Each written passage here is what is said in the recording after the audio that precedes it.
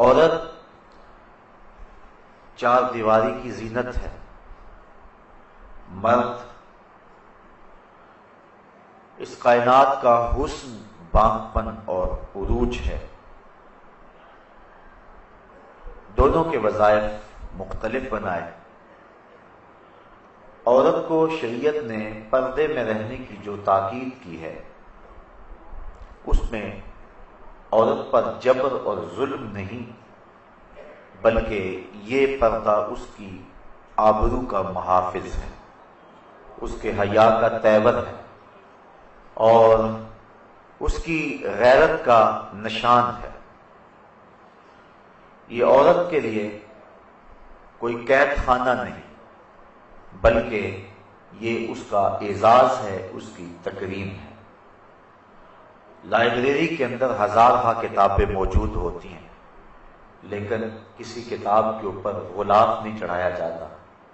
قرآن مجید اللہ کی کتاب ہے اور یہ ساری کتابوں پر تفوق اور مرتبہ رکھتی ہے اور عزت و احترام کے لائق ہے، تو اس کو غلاف میں لپیٹا جاتا ہے۔ اگر قرآن مجید کے اوپر غلاف ڈالا جائے تو اس کا یہ مطلب نہیں ہے کہ یہ اس کتاب کے ساتھ ظلم ہے، بلکہ اس کتاب کو خصوصیت اور اہتمام کے ساتھ غلاف میں رکھنا اس کتاب کی عزت اور عظمت کا بیان ہے۔ اللہ تعالیٰ نے جو عورت کو پردے کا حکم دیا ہے تو یہ عورت کی آبرو ہے۔ یہ بات ذہن میں رکھیں کہ یہ نہیں ہے کہ مرد کو پردے کا حکم نہیں ہے، مرد کو بھی پردے کا حکم دیا گیا ہے، عورت کو بھی پردے کا حکم دیا گیا ہے، صرف جو پردے کی جگہ ہے اس میں فرق ہے۔ مرد ناف سے لے کر کے گھٹنوں تک اس کی اتنی جگہ یہ شرمگاہ کہلاتی ہے اور اس کو پردے میں رکھنا واجب ہے، اور عورت سر سے لے کر پاؤں تک عورت ہے، اس لیے اس کو پردے کی تاکید کی گئی ہے۔ ایک زمانہ تھا کہ عورت کو مرد نے اپنی خواہشات کی تکمیل کا کھلونا سمجھا تھا اور ہمیشہ مرد نے اس کی آبرو سے اور اس کی عزت سے کھیل کر کے اس کی تذلیل کی ہے۔ افلاطون نے عورت کو از قبیلے جن سے انسان ماننے سے انکار کیا۔ وہ کہتا ہے یہ انسان کی ہم شکل تو ضرور ہے لیکن انسان نہیں ہے۔ انسان کی ضرورت کے لیے، انسان کی تسکین کے لیے اور مرد کی راحت کے لیے اس کو پیدا کیا گیا ہے۔ یہ انسان کو جنم تو دیتی ہے لیکن خود انسان نہیں ہے۔ کسی نے کہا کہ عورت بدی کا سرچشمہ ہے، اتنی دیر تک اللہ کا قرب نہیں مل سکتا جب تک عورت سے جدائی اختیار نہیں کی جاتی۔ اسلام نے عورت کو مرتبہ دیا۔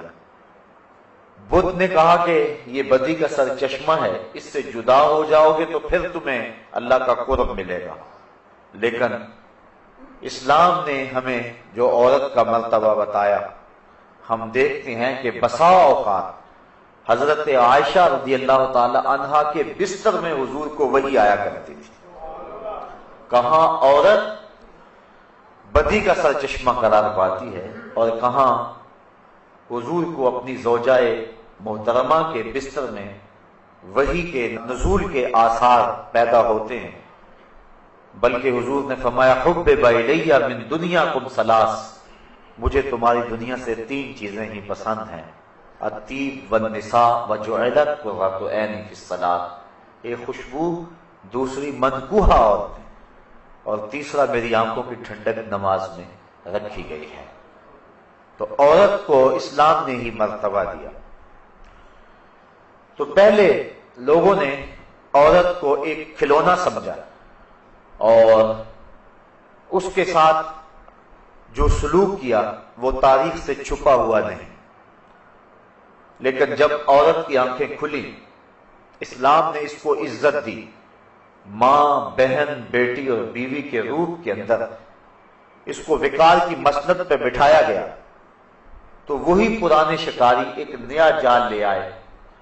پہلے تو انہوں نے عورت کو کھلونا سمجھا اور اس کو اس صورت کے اندر دیکھا، لیکن جب دیکھا کہ اس کی آنکھیں کھل گئی ہیں اور اسلام نے اس کو مرتبہ دے دیا ہے، تو پھر انہوں نے جال نیا بچھایا اور کہا کہ تیری آزادی میں یہ رکاوٹ ہے اسلام، تجھے مخصوص حجاب کے اندر رکھ کر کے تیرا استحصال کرنا چاہتا ہے، اس لیے تو جس طرح چاہے، جس طرح تیرے من میں آئے تو اپنے حسن کی نمائش کرے، تجھے کوئی روک نہیں سکتا، یہ تیری آزادی پہ قدغن ہوگی۔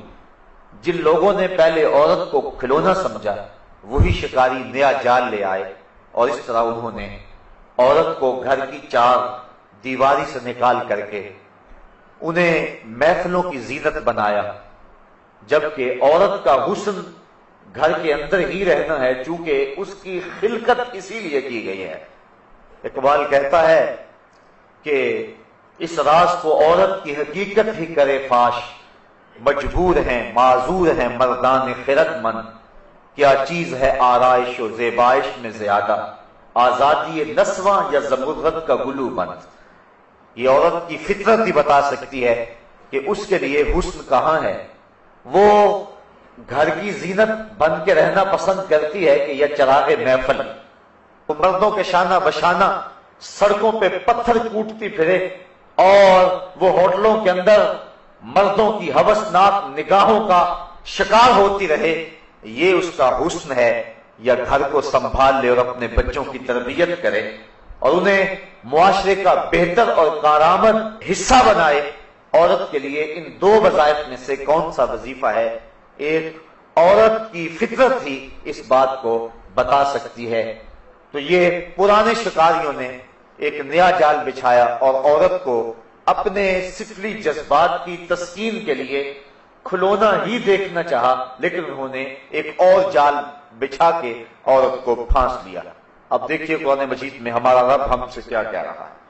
یا بنی آدم، اے اولاد آدم، قد انزلنا علیکم لباسا یواری سوآتکم وریشا، بے شک ہم نے تمہاری طرف ایک لباس وہ اتارا کہ تمہاری شرم کی چیزیں چھپائے، اور ایک وہ کہ تمہاری آرائش ہو۔ یعنی لباس کے مقاصد بیان کیے گئے۔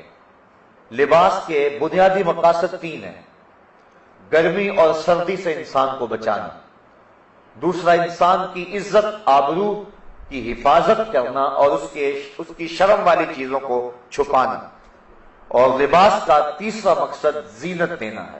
لباس پہن کر کے انسان مہذب لگتا ہے۔ اگر انسان لباس کے بغیر ہی معاشرے کے اندر چلنے پھرنے لگ جائے تو اس میں اور پھر جانوروں میں کوئی فرق باقی نہیں رہتا ہے۔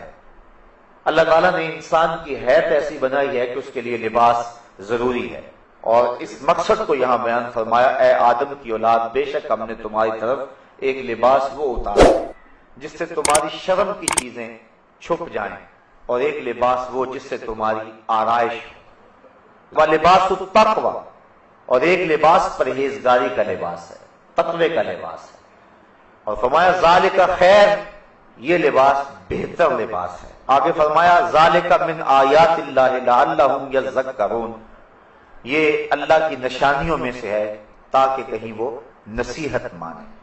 اللہ تعالیٰ نے تمہاری نصیحت کے لیے یہ ساری چیزیں بیان کر دی، اور تمہارا لباس بھی اللہ کی من جملہ نشان